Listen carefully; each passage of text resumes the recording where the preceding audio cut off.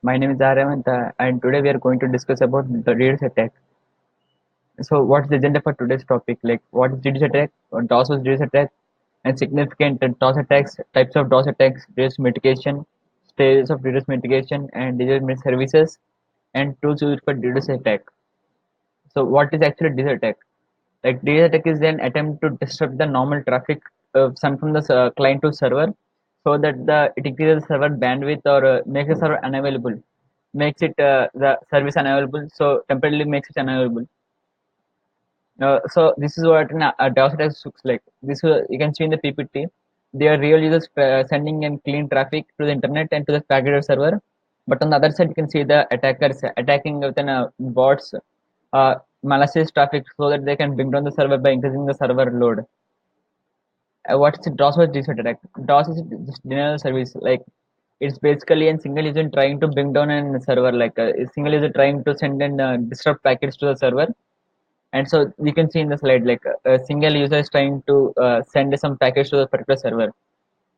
And then DOS could be in a form of hijacking web servers or overloading port requests, denying wireless authentication, or denying any sort of services. And this was actually DOS attacks looks like a multiple systems combined together to combine attack together to bring down a server.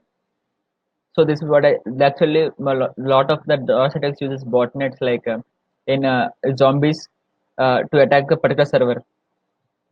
So these were the significant attacks on DOS attacks, like a Smurf attack, and you can see ping of death, pinging until the server does not respond, which means the server is down. And these were the kind of attacks. Like we can see, this is the network OSA layer, like each and every layer, like physical data link, network, transport session, presentation application. Each layer has a significant use in the network topologies. So when we attack and when we include any attack using a protocol, each of the protocol will have a significant effect on the chosen network architecture.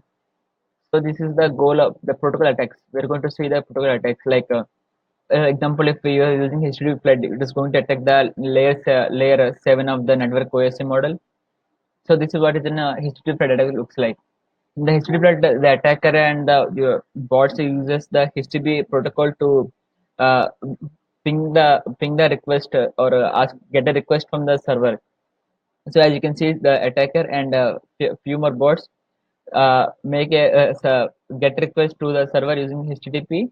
But if you increase the number of size of the HTTP server request, size of the server request and the rate of the packets sent, then it might bring down the server, like making an huge use of resource on the server. So it might bring down the server down. And this is the goal. And another thing is TCP sync attack. TCP is a three-way handshake. Like consider it to people A and B. Whenever tries to send, when A sends an author message to B, and B sends a confirmation to A, and A sends an actual message to B. So this is what is a three-way handshake. And what they actually going to do in SYN attack is like an attacker trying to send SYN packets, like spoof SYN packets, like asking for a request to the particular server, and without waiting for the acknowledgement from the server to the client, it actually again sends the another packets continuously. So it takes time, the server takes time to process the packets, and even the spoof packets, so the server couldn't figure out who is the actual client. So it takes a lot of server resources processing them.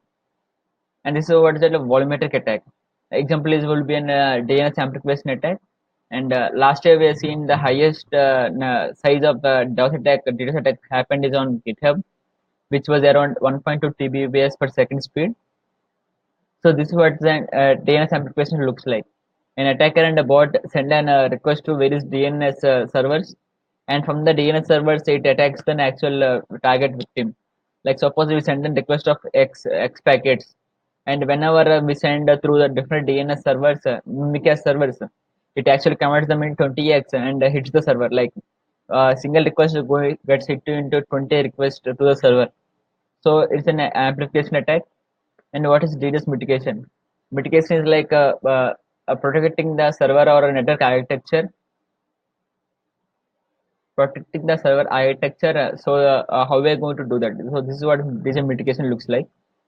Black hole routing. Each server admins and network architecture people, what they do is like basically create a tunnel, in VM or tunnel, so that whenever they get hit by huge traffic, so they basically route the entire traffic into the particular tunnel so that they get grounded, so it won't affect the remaining server.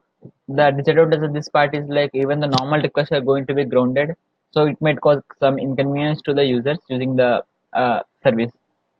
Rate limiting. Limiting the rate of the particular request or size of the request, or let's assume that a user can request about 10,000 requests per hour. So decreasing it up to 1,000 will have a significant effect on the server. So it might actually decrease the chance of an attacker trying to use an abuse the request feature. Like a web application firewall is like basically it's a firewall where you can actually edit rules, edit policies according to our use, so that we can block the traffic, or block the particular ports, or block the particular person trying to put in the particular port, etc. And network diffusion, it's basically the what we does is that whenever we get hit by a particular huge attack, we distribute the traffic into several routes, so that the load balancer does not get affected. And we can see that basically here is a Cloudflare as in 25 TB network speed, but the actual highest it was around 1.2 Tbps. But even though, so they're having an 20 Tbps network, so we can actually rely on them so that they can actually help prevent the DDoS attack on this website or server. So these were the stages of DDoS mitigation: routing, detection, response, and adaptation. Routing is basically routing different request from a server to different other servers. Detection is detecting the anomaly in the network using machine learning algorithms or fingerprints. Response is how we are going to respond to a particular attack. Adoption, sending the anomaly traffic again into machine learning algorithm, feeding them into machine learning algorithms so that they can actually learn and provide and actually learn and able to prevent this kind of attacks in the future. And so detection, how we are going to detect using machine learning algorithms, choosing in particular parameters, so we can actually detect there is an anomaly in the network. And in the response step, how we're going to stop. And routing is by distributing the entire traffic into different servers. Adoption is analyzing the traffic patterns and using the previously abused methods to again to train the model, etc. And so what we're going to actually see in a DDoS mitigation service, like it will be on scalability. With an increasing number of requests, the server should be able to handle the with the threshold of the packets, and able to service it better, provide a better service. And flexibility, with if we can able to change the rules, policies, etc. to according to our interest, our own interest of the network, etc. It should be flexible enough. Reliability, even which reliability is like we have particular faith on a particular service, even though they should provide in service of 24/7 throughout the year, so that anytime the attack happens, they're going to be behind the attack and actually prevent the attack from being happening. Network size, network size is basically an how we are going to attack, quickly respond and quickly able to resolve the issue, and etc. Tools used for DDoS attack. Basically, what are tools we're going to use? There are different kind of tools like for DDoS attack, like low and slow tools, etc. And these were the application layer attack tools and protocol attack tools. So low ionic cannon is basically used by anonymous hacker group. So what it does is like whenever you given a server IP address, server address, it basically floods the entire packets into the particular server until it has been stopped. And coming to high orbit ionic cannon, it's basically an extension of low orbit ionic cannon. What it basically does is that it has an extra feature of HTTP threading. So it uses actually HTTP protocol to thread the extra entered packets. So with Solaris is like from the name you can say it is slow attack. Each tool initially increase the number of packets within a small number of time. So even it can be easily detected by the network. network and ML models easily. So what it does is that it's like slowly keeping in the background the number of users and the bots continuously attacking a particular server.